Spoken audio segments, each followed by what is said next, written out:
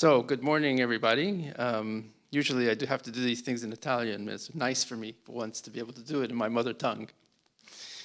So we're here to talk about a topic that's become quite important and popular on happiness at work. It may seem like something new, but it's not really. It has been around a while. You can see signs of it even in a fun way. I was looking back at Snow White and the Seven Dwarfs when Snow White was cheerfully whistling while she worked as a sign of the happiness that she felt, even though she was not doing very exciting work, cleaning the house with a bunch of animals following her. But more seriously, in the 70s, about 5 to 10% of companies paid attention to employee well-being. The interest doubled in the 80s. It doubled again in the 90s. And by the year 2000, there was about half the companies actually doing something about staff well-being. Today, that number is about 80%. Italy followed a similar pattern, though the growth was a bit slower. Around 2000, only 1 in 4 companies had some kind of well-being program in place here. But then came COVID, and the pandemic served as a catalyst for organizations to innovate how employees worked and to implement more flexible solutions, the most obvious example being smart working, thereby opening new doors that resulted in shift in corporate culture. But what do we actually mean by happiness? We're not talking about life-changing joy of having a child, or graduating from university, or falling in love, or how fantastic it feels when your soccer team scores the winning goal 5 minutes in overtime after you've been down 3-0. These are wonderful moments, but they don't contribute much to workplace productivity. Happiness at work is something different. It's the satisfaction of contributing meaningfully to your organization. It's the recognition of a job well done. It's having autonomy, flexibility, and authority to do the work that you need to do and being measured by results, not by the hours you've worked. It's looking forward to seeing your work colleagues. It's waking up and actually wanting to go to work. Employees want to be happy, but companies want to maximize productivity. So happiness at work is where the two meet. So, talk a bit more now about, get a little bit deeper into the topic. Traditionally, people thought happiness was the result of good performance, but over time, the thinking flipped. Improving well-being actually increases productivity. In reality, both directions are valid. Productivity can boost happiness, and happiness can boost productivity. Either way, the conclusion is the same. Happy people do better work. And not just better, a bit better, I mean much better. Just a little bit of data on this. I looked at one study at Oxford University, which found that 1 point increase in self-reported happiness, and this was at British Telecom, led to a 12% increase in productivity in terms of sales. Other research programs show that well-being programs can reduce absenteeism even up to 20%, saving thousands of euro per employee every year. Another survey in the UK, 81% of employees say their well-being directly affects productivity. Well, another report I saw in the US claims that every dollar invested in well-being gets $3 to $6 back. But beyond the numbers, we all know intuitively how important happiness is at work. When we enjoy coming to work, we give more. More creativity, more energy, more heart. When people feel valued and respected, teamwork flourishes. When trust exists, innovation follows. When we feel balanced, we think clearly, collaborate more, and treat others better. Happiness and well-being are not luxuries. They are strategic foundations for stronger organizations. Ones with lower absenteeism, higher engagement, more retention, and better financial performance. And just a couple of thoughts on what we're going to focus on today, probably. What are the elements that will contribute to improving happiness at work? So I think we're going to see a little bit about, more about workplace culture and relationships, where trust, respect, inclusion, and supportive leadership fosters a sense of belonging and psychological safety. We'll probably hear about work-life balance, the importance of that, reasonable workloads, time off, and clear boundaries between work and personal life. Then recognition, purpose, and meaning. People need to see the meaning in their work and what impact it has on the organization's goals. People need to be appreciated. Recognition reinforces personal commitment and motivation. And finally, we want to see opportunities for growth and development. Career progression and skill strengthening are key. People thrive when they feel they are learning and advancing. Lack of growth has the opposite effect. When we invest in happiness at work, we are not just building better workplaces, we are building better people, better communities, and ultimately a better future. These are some of the topics that we will be covering. And now I will start to pass the ball to our distinguished speakers here today. So, you each will have, we'll do 2 rounds of questions, and you each have about 5 minutes. In the second, we'll see how the time goes, and then afterwards we can open up the floor, or we can have something more dynamic. We'll see a little bit how it evolves after that. So I have here with me today Rosaria Bonifacio, Vice President and People Head Nokia Business Service. Sara Sasso, HR Director at Quanta System. Maria Scarcella Thorpe, Workplace Culture Strategist and Experience Designer, Nobad Pass.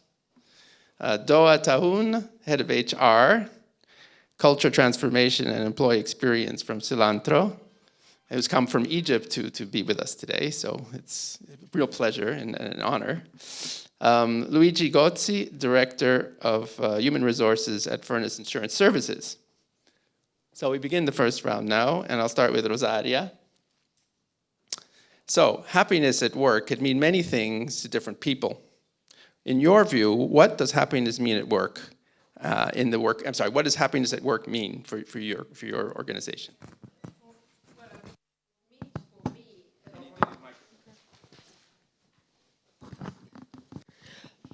What means for me personally means that people comes to work, that they are happy to come at work.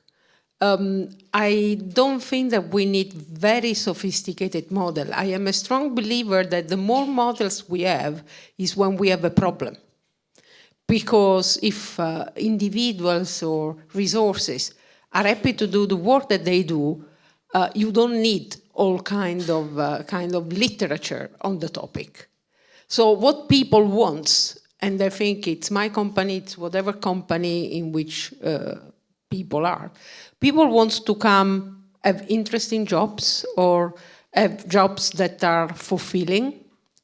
People want to have the possibility to give feedback, contribute, wants the possibility to speak without fear and fearless, without retaliation.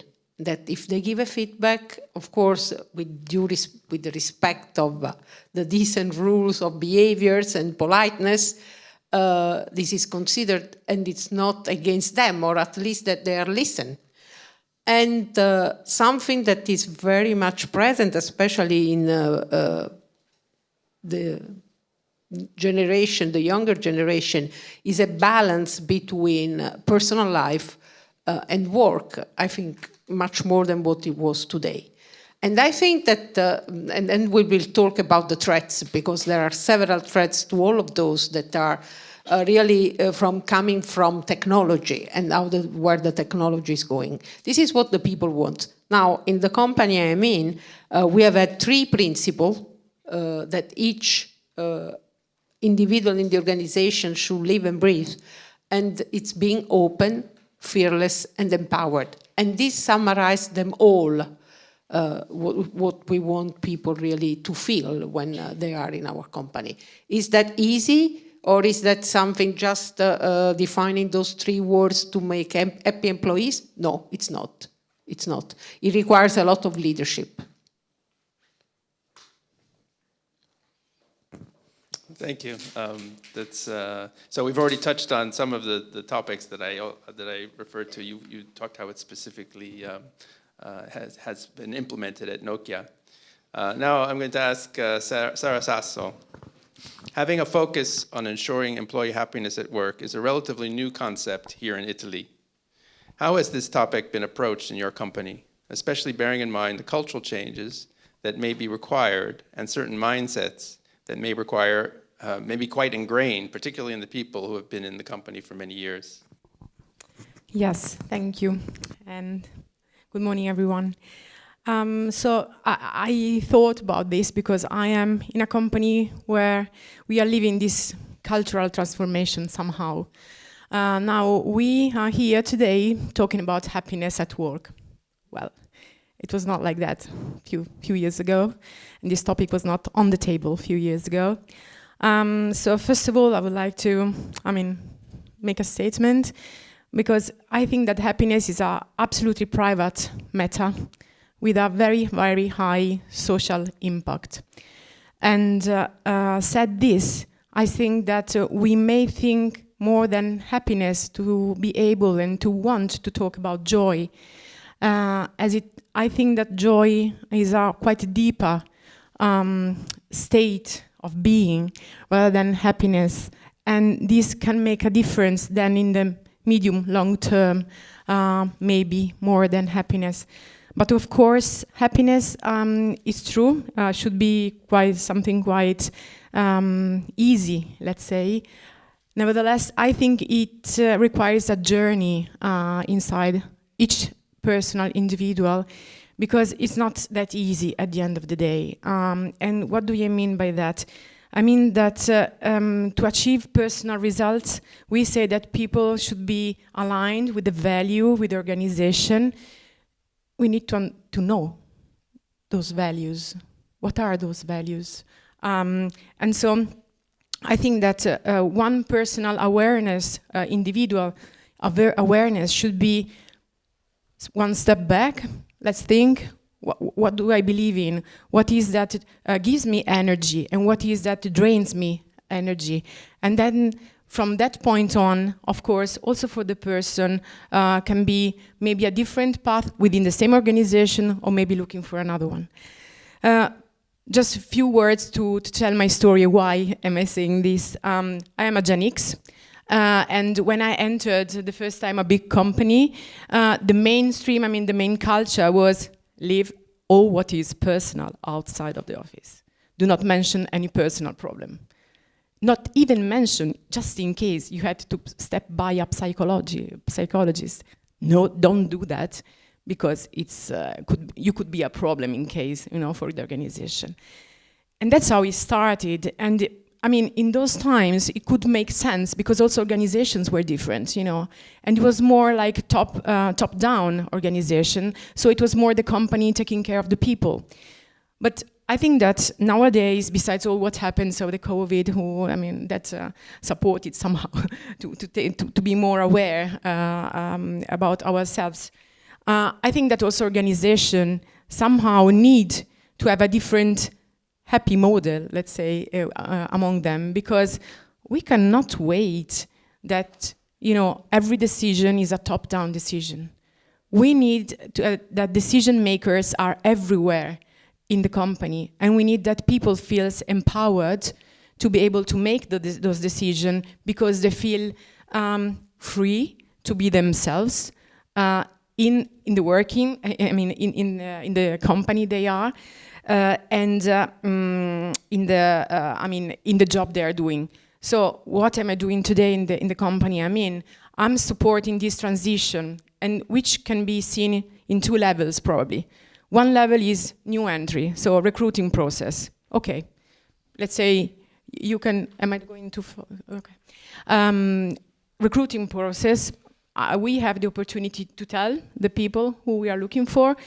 The candidate has the opportunity to get to know us and to understand and to see if we are the right match for him or her.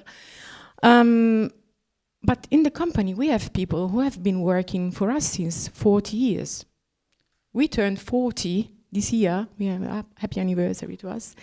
And so in our population, we have colleagues that graduated, and then they started working in our company.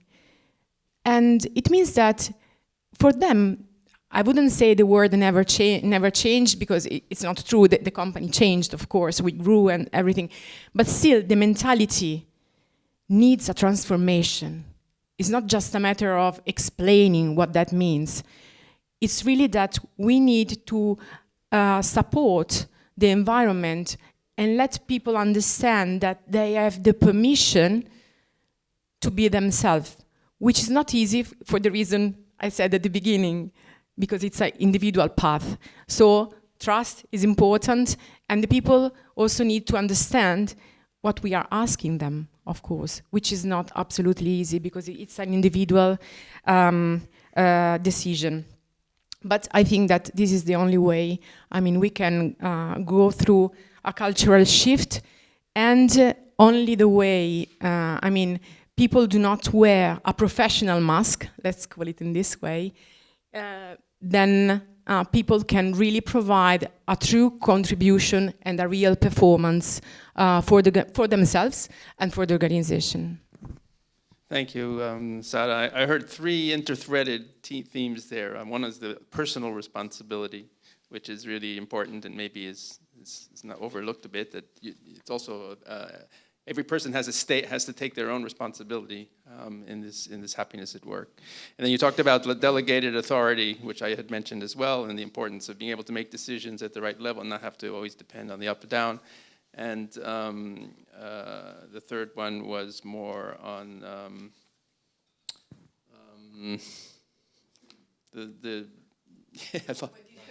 no, just the last thing you said about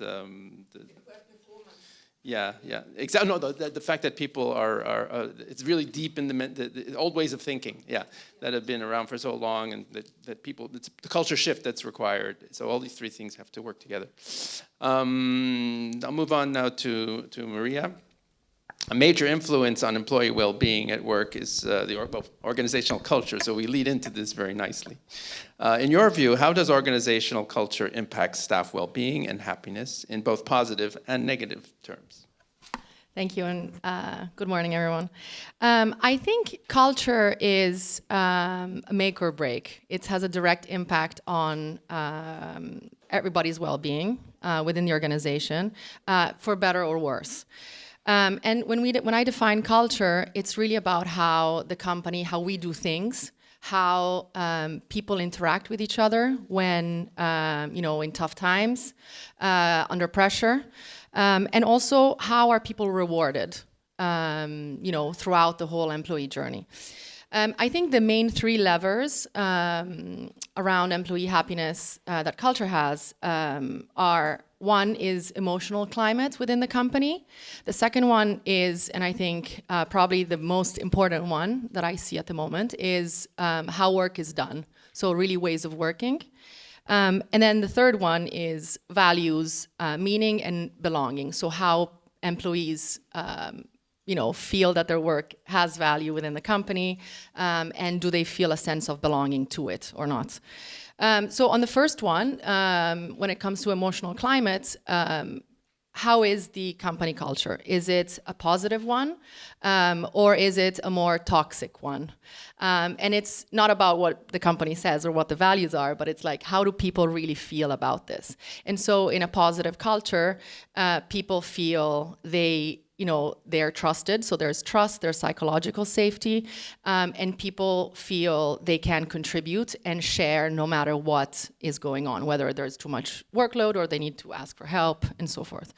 In a more toxic culture, the opposite. So there's a direct effect on, the fact that there's a lack of well-being, or there could be some improvements within well-being. When it comes to ways of working, ways of working is really just starting by looking at your calendar.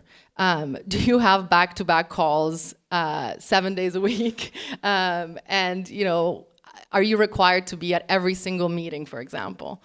So looking at what that looks like, and in my case, I've worked with hybrid and distributed companies where we actually take a step back and we do a meeting audit, for example. So we actually look at, people are burning out. People are required to do too much. And so how can we improve that? How can we maximize the ways of working where,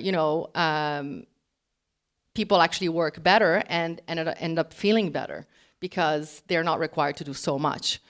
Around ways of working, there's a lot more that it could be said, and if of interest, we can dive in a bit more.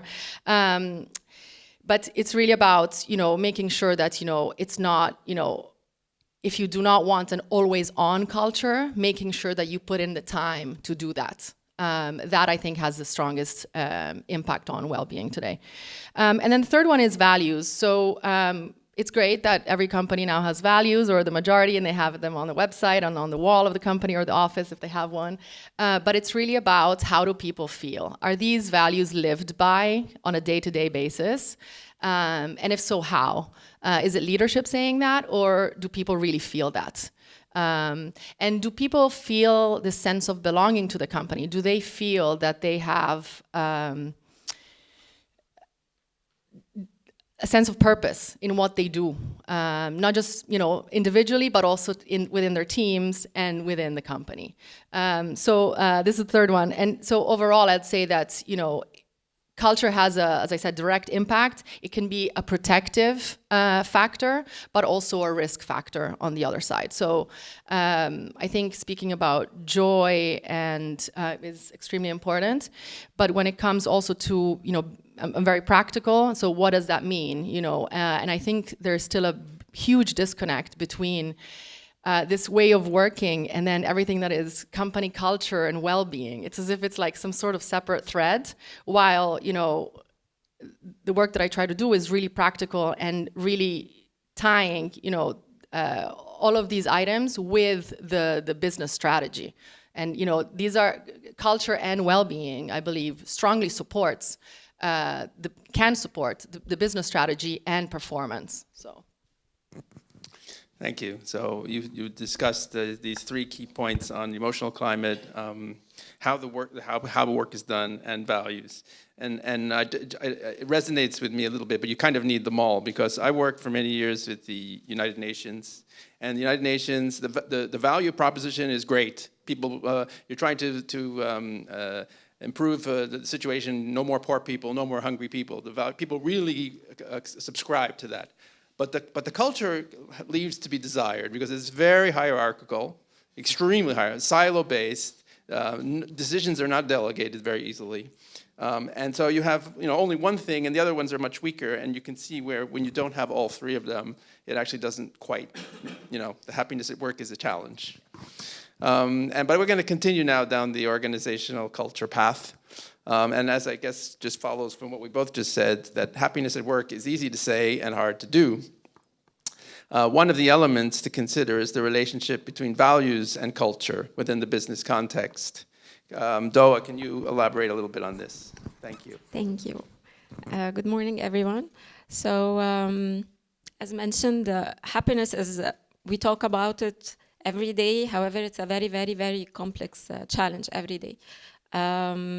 And to understand why, I think we need to go a bit human.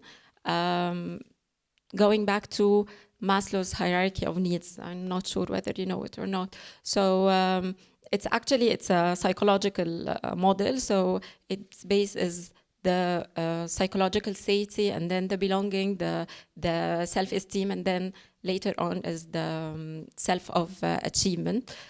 So it's a psychological model, however, we can actually have it across the workplace. So modeling this with the values and culture, values is how is the guiding path of every organization, and the culture is how we work with these values, how we day-to-day, how leaders talk, how leaders communicate, how everyone feels valued, appreciated. So modeling this into the Maslow's hierarchy of needs, the psychological safety is the culture, is where people feel that they trust their leaders, they can talk, they can actually, as mentioned with many people here in the panel, that people feel that they can be vulnerable, they can talk, they can actually, if they feel they are worried, they can talk freely, they don't feel that they will be judged. And then comes the growth and the appreciation. This is the second one, where people feel that when they perform, they actually feel that they have sense of purpose, and this comes at the later stage. So I believe that values without culture are only words. as mentioned, we can put it on the walls. However, without culture, it's not, you cannot live it. And culture without values can be toxic and it can be inconsistent. So both actually work together towards the same purpose and towards the same happiness. So when we have these both embedded in the organization, actually you can have happiness as not only a concept, you can have it as a living experience for everyone. So people usually say that happiness is only perks. Perks are very important. However, if you don't have the basic needs, actually perks wouldn't be like sufficient. That's it. Thank you. So here we now heard about the importance of following a model, that these things don't just happen by accident. You talked about just having the values without the culture is not going to do it. I know that's something I can relate to, again, with my UN experience. The values are there, the culture is not. And it's actually dissonance. It creates dissonance. It's actually frustrating. I mean, it creates bad feeling. So now we move on to Luigi. Furness Insurance has implemented a specific strategy to increase happiness at work, which has been to introduce a shortened 4-day work week. What was the motivation of your company to adopt this approach, and what has been achieved and learned by doing this? Thank you. Good morning, everyone. Right, so a brief introduction. 3 years ago, well, first of all, we operate in insurance, so it's office jobs. And 1/4 of the workforce is in the UK, and 3/4 in Italy, plus a few more scattered in Spain and Belgium. So 3 years back, we introduced the real deal in terms of 4-day week, an authentic initiative where we would actually give 1 day a week for free to our colleagues. People would work 80% of the equivalent of a full time, but the salary would stay. They would still get 100% of the salaries and contributions and all of that. We did it for multiple reasons. First of all, to boost retention and attraction, especially in the UK, where competition for talent post-Brexit was already fierce, and post-Brexit is even fiercer. Plus, we're talking about a small world, the city of London, the insurance quarter.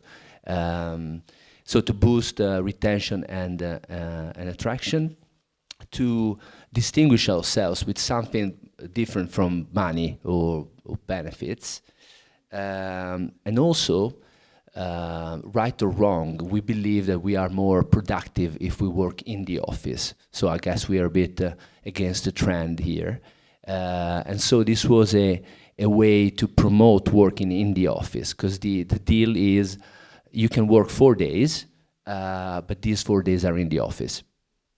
Last but not least, it was a way to promote work-life balance and introduce a new approach where everybody has got more time at their disposal, but then in the 4 days, the remaining 4 days, they are required to work and to be more focused. So we had multiple objectives.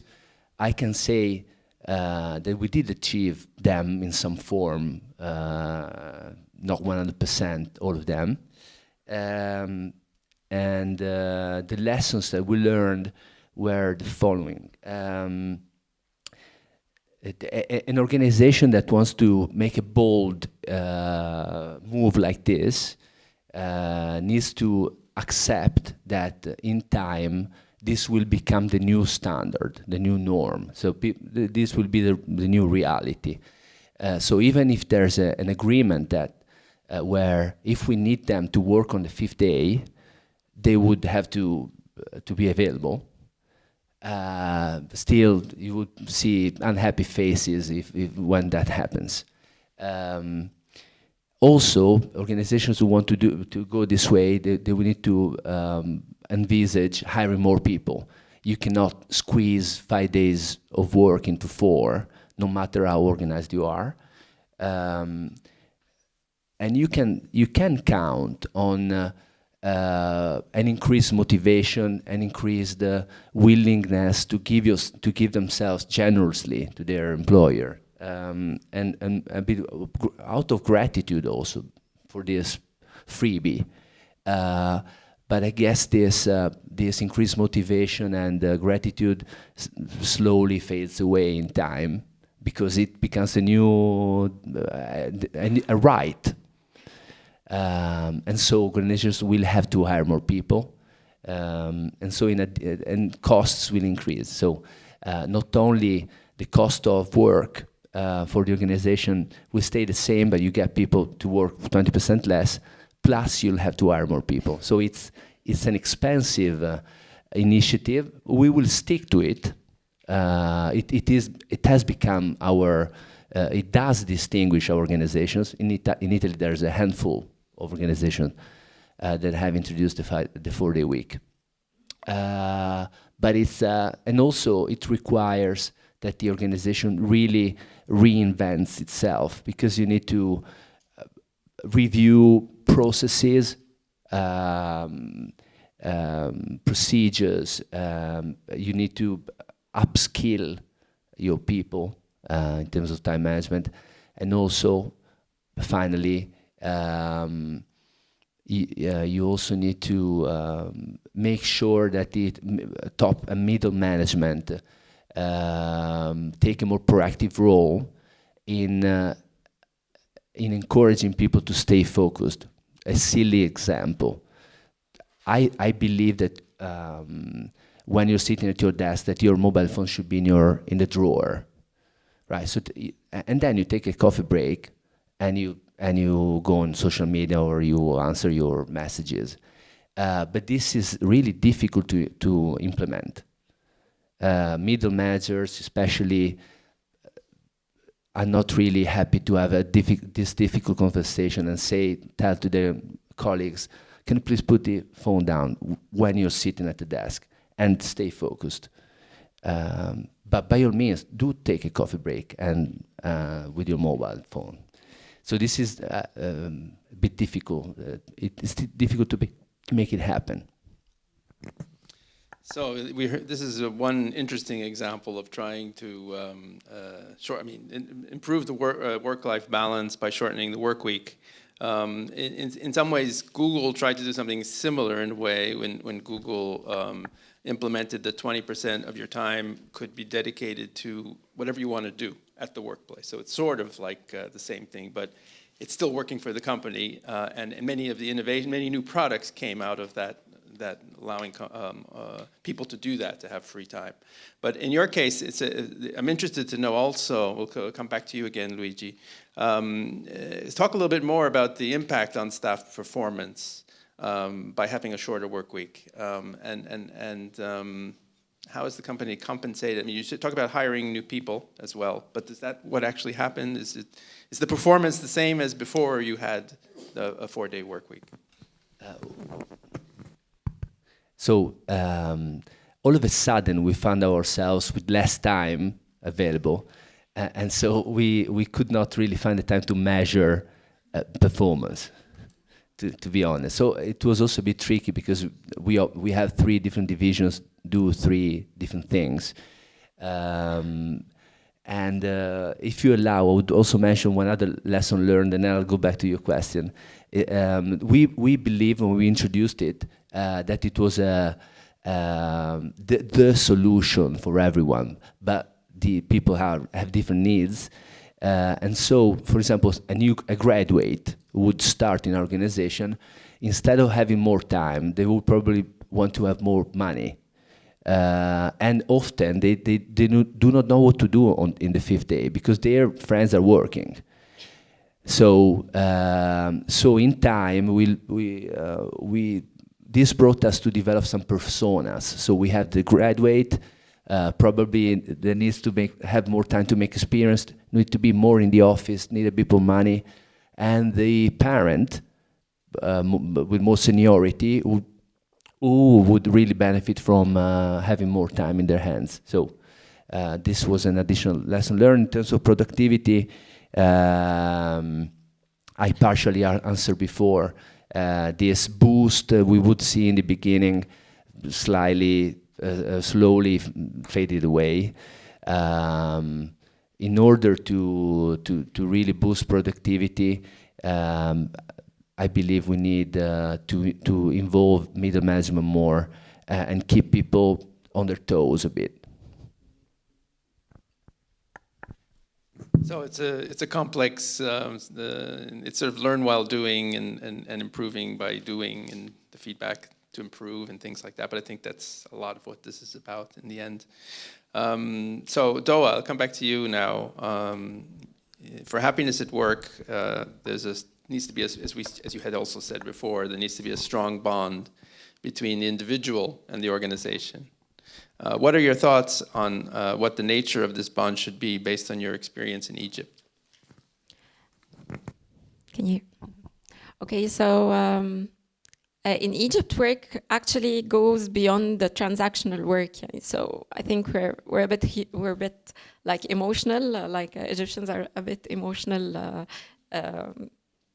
nationality.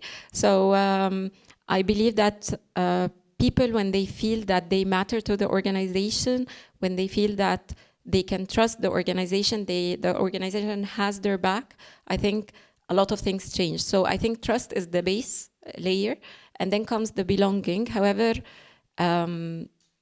belonging takes two to tango. So organization needs to be committed to their employees, that they feel they are heard, seen, and whenever there is success, they can be seen as their success, and whenever they fail, they know how to. So it's the relationship between the day-to-day and the employee themselves needs to be committed. They need to be accountable. So it takes two to tango. So this trust can be built and the belonging can be built. And whenever this happens, actually, people feel that they belong more to the organization. So if I would say trust is the base, and then comes everything else. So the trust and belonging for you are the two key concepts. The trust is not an easy one. It really takes time, and it can't be. You can't just say. It's something that you have to feel. It has to be.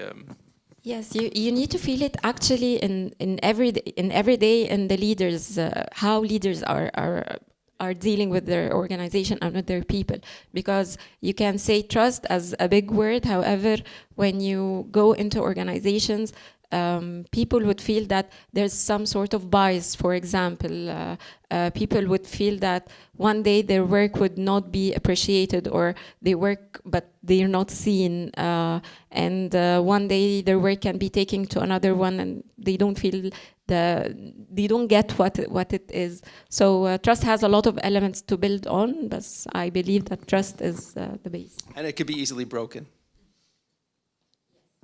So it's a constantly working, yes. In 1 second, yes. We'll stay on the subject of organizational culture, Maria, right? What approaches and techniques have you adopted to realign organizational culture in a way that's more conducive to staff happiness? More conducive to staff happiness. That's a good question.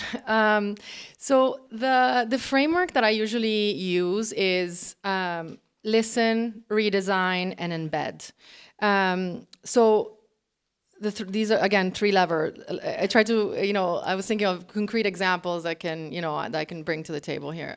So the first one is, so when it comes to listening, what does that mean? So it's a mix of, the survey, but it's also about listening the employees. So a mix of interviews, leadership, and just, some other employees, to really understand how they feel and to really be able to sort of like map out what is going on, what is the real culture. And sometimes I think just the survey can be misleading. So doing a mix, so it's a sort of listening and diagnosing. So that's key. And then one thing that I always do is map something that I call moments that matter. So mapping out across the employee journey what companies do. So really starting from the interview process to literally the whole journey, and looking at what are the touch points and how people feel across them all. After that, we start to kind of redesign. But before we redesign, we also look at how the company is actually working.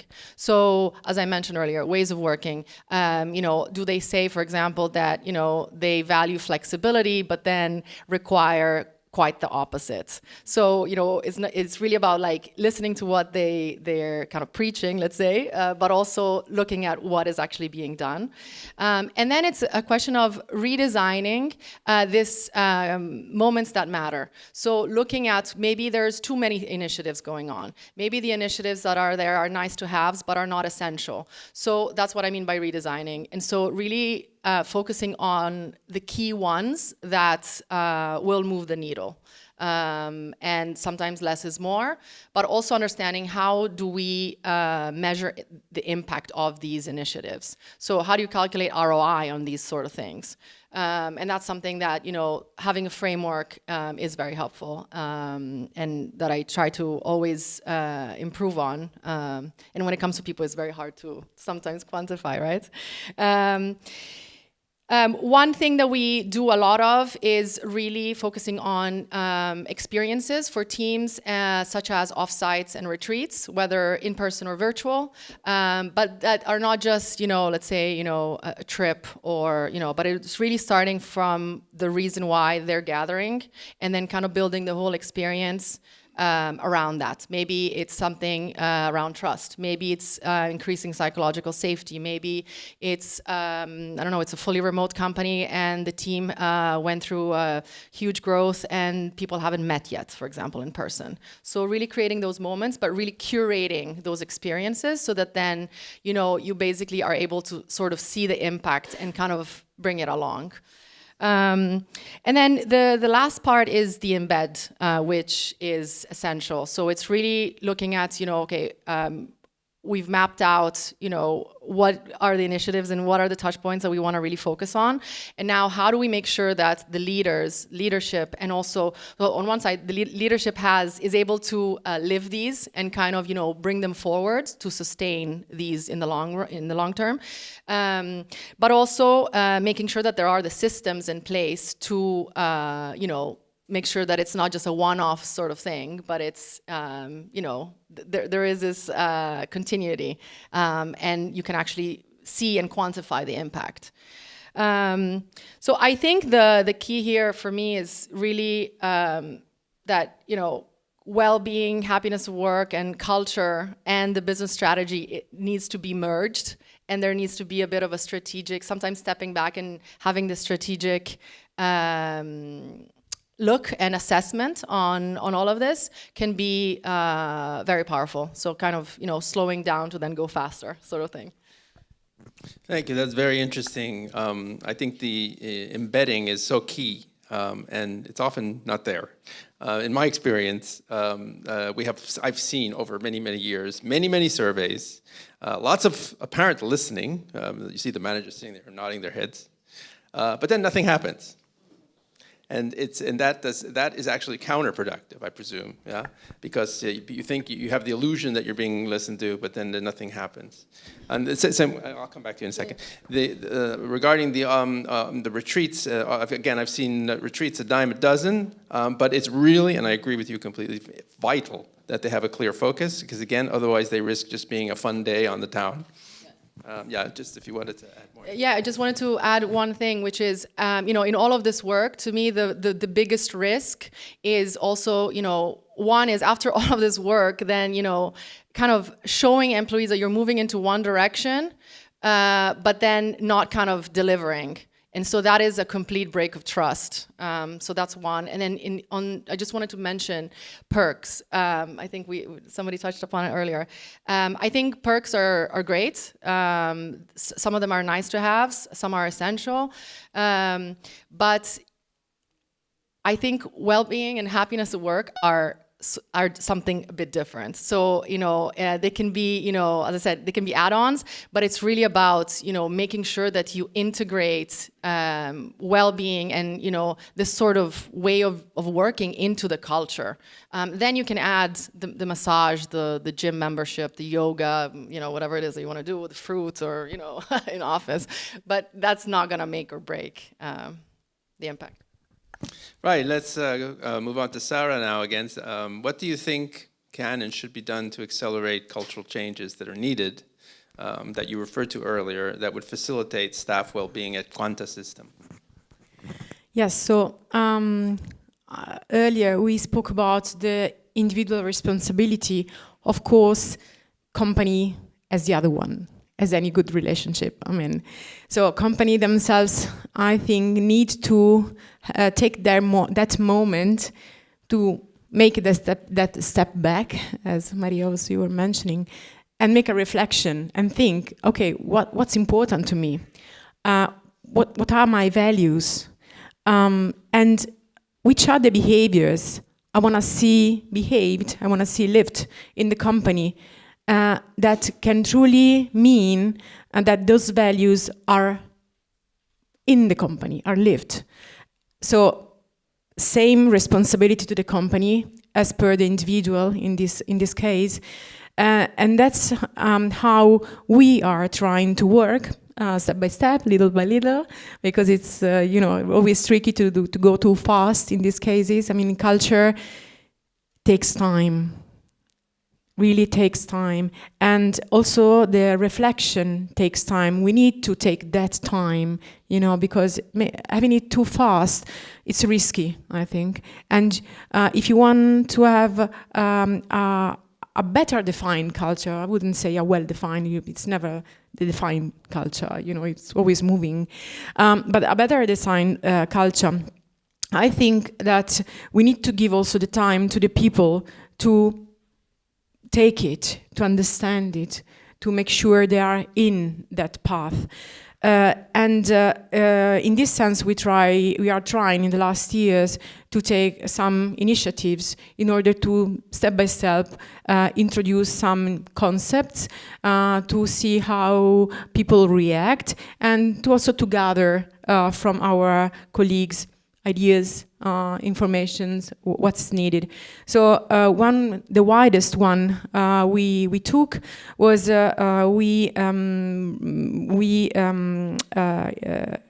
implemented an initiative on inclusive language, and we created classes, mixed classes with people from each and every department. So we all mixed them up, and we asked to every single person in the company to spend 6 hours in a year. So we are not talking about, ages, 6 hours, 2 hours each, so in modules of 2 hours each, to stay in a classroom, to listen and to discuss about what's about inclusive language, which of course pass also by gender, but not only gender. As said earlier, in my company, we have people that they have been working there since ages. They know them among them, very well, and they're like friends. So sometimes the language, let's say, it's more like the bar around the corner rather than a working place. And we needed to tackle this point because it was good, it was nice, of course, but could be a problem for new employees, for example, which may feel not included. And so one of the most important points for us in this path was to raise awareness about the importance of words, of language that we use also in front of the coffee machine. If we are in a working place, for us it was important that we could clarify, what's allowed and what's could be tricky for the people in the same room. The second focus was to provide guidance, of course. During those meetings, we took the time to support our colleagues, to let them understand what was allowed and what was not allowed. And it could seem very, simple, but if you never take a position, then there is no position. Third, we gathered insights from colleagues, and that led us to the building of a behavior manifesto that we then, of course, integrated in our performance management. And of course, that manifesto was built by our colleagues. So we gathered ideas from them, and then we shared with them. We thanked them for the ideas and the contribution they gave us. And today, the performance management integrates that. I said earlier, we turned 40 this year. And so we had to celebrate. I mean, we wanted to celebrate. It's a good thing. I mean, for us, it was a very good year. And so we decided to have a big party with Quanta Without Borders. I don't know if internationally it's well known, but I mean, it was like my generation. It was an old way of playing games together with teams, and so we created teams. We are 300 people. We are not big company. We are middle-sized one. So we HR we created the teams. Same reason as before. We wanted people to get to know themselves among each other. Different departments, and each and everything were involved into games. So they had to play together. They had to fight somehow together, but having fun, and that created a memory, and that also let them understood that the company. So give a message that the company was allowing them to have fun together, and that it was important. And smiles. You can smile together. It's okay, and we want that happen. And remember that happened. That you can make it happen in that special day, but also every day, in the office. Last thing that I would like to mention here. Can I do this here? Is a very recent one. I mean, a few days ago, it was the Kindness Day, the World Kindness Day, and we started a Quanta Kind program. Simple one, very, very simple one. We distributed a croissant, just to say thank you to everyone. And together with that, we gave 3 cards. Everyone, of course, then they are free. They can take these cards all around the company. And in these cards, they can say thank you or acknowledge a colleague for anything they want. Simple one. And in some countries, this is like already seen. But in that, in my current company, this is something new. And so in that culture, it supports, the fact that everybody can be valued, and not only top down, but peers, among peers. And I think that is very important element to support the creation of that joy, let's say, because the working environment is also that one, in my opinion, a collective responsibility. Thank you. You gave some very nice examples of what your company is doing to support happiness at work. I like also as we're getting near the end now, I know we have one more, but just I wanted to say that I like the message that culture change takes time. It's not overnight. It doesn't happen overnight. And it takes a lot of effort. And as Doa had mentioned earlier, trust can be broken in 1 second. So all that work can all be destroyed in just in 1 second. And it can also be destroyed in other ways. My experience in the UN, I was actually heading up a whole culture change movement, and we were making progress. And I could actually see the organization changing. But then there was a change in executive leadership.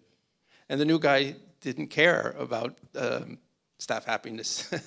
And he's gone now, so I can say that. And in fact, it became very authoritarian regime, and that was the end of that. That was just the end of that.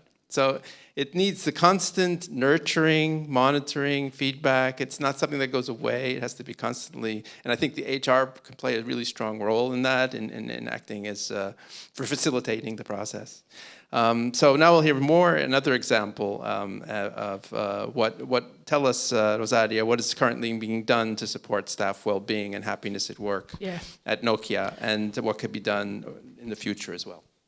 Yes. First of all, it totally resonates what has been said before. Strategy, culture needs to be aligned together with values. And the famous words that culture eats strategy at breakfast, so you need to have a very well-formed culture if you want even to implement the business strategy. Because if not, this is going to be, is going to fail, like you mentioned, and supported by leadership. I was thinking what we do, and we do a lot in this respect. So maybe for the HR community, this can be a useful reflection in order to think even about the tools. For example, we have given, considering our values, we have given a lot of space in creating a safe space and how to train leaders to create an environment where people feel safe. So this has been an important focus during the previous years. And all the time that in the latest period we have had organizational change, we have equipped leaders or refreshed to leaders what that means. Even creating a space for the leaders in order to get support, because they are the one in the chain that needs to help in order to make the change.